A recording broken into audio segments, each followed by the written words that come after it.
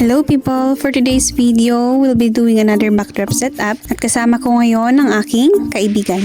And since malapit lang naman ang venue ay nagpasya ang aking asawa na magpaiwan na lang sa bahay kasama ng anak kong makulit. Kaya naman full force na naman ang pagiging amasona natin. Kahit maliliit kami ay kaya naming buhatin yan. Char! Ganun talaga kapag wala ang asawa. Baka kahit isang sakong bigas pa yan, kaya mong buhatin mag-isa. Pero kapag andyan ang asawa mo, kahit kaya mong buhatin, sasabihin mong hindi mo kaya. Anyway, basta wala tayong choice ngayon kundi magbuhat. Alas 3 na kami ng hapon nakarating dahil inantay pa namin yung magde-deliver ng balon na gagamitin natin. My God, apaka-flash tech nyo. Sabi nyo flash at mabilis, bakit minsan umaabot ng ilang araw bago makarating? Tus Mariosep. Char. Uy, charot-charot lang. Basta ang importante, umabot.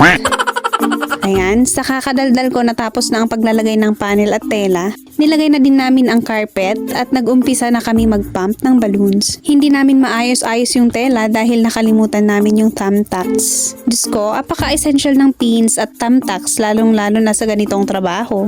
Kaya kalimutan mo na ang lahat, wag lang thumbtacks.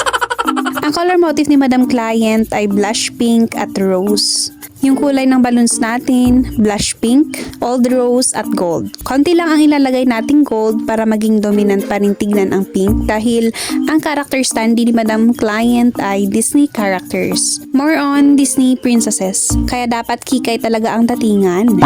Pagkaraan ng ilang minuto ay tapos na tayo sa paggawa ng garland at may nahiram din tayong thumbtacks kaya proceed na agad tayo sa paglalagay ng balloons sa panels. Unang ilalagay natin syempre yung pinaka-base, pataas hanggang sa dulo ng panel. Ganyan lang. Habang nilalagay ko nga ay nagpapump ang kasama ko ng balloons kasi kailangang dugtungan ang garland natin kasi medyo bitin at medyo manipis din tignan. So we need to make it makapal pa.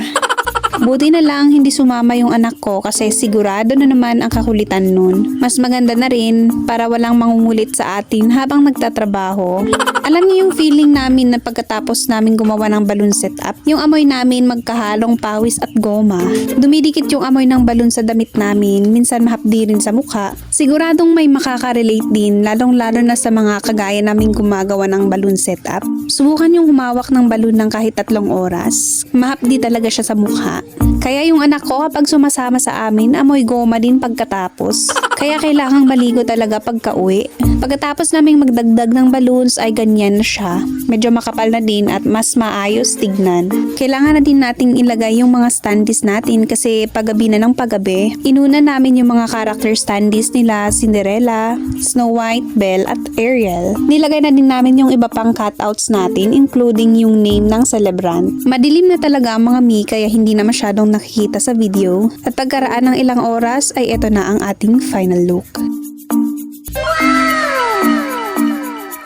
Kung maganda, pa-comment naman mga mi. At para laging updated sa ating mga susunod na videos, mag-follow lamang sa ating official page, ang IED by Mara. Huwag din kalimutang mag-share para maibahagi sa iba ang ating video. Maraming salamat po at hanggang sa muli. Bye!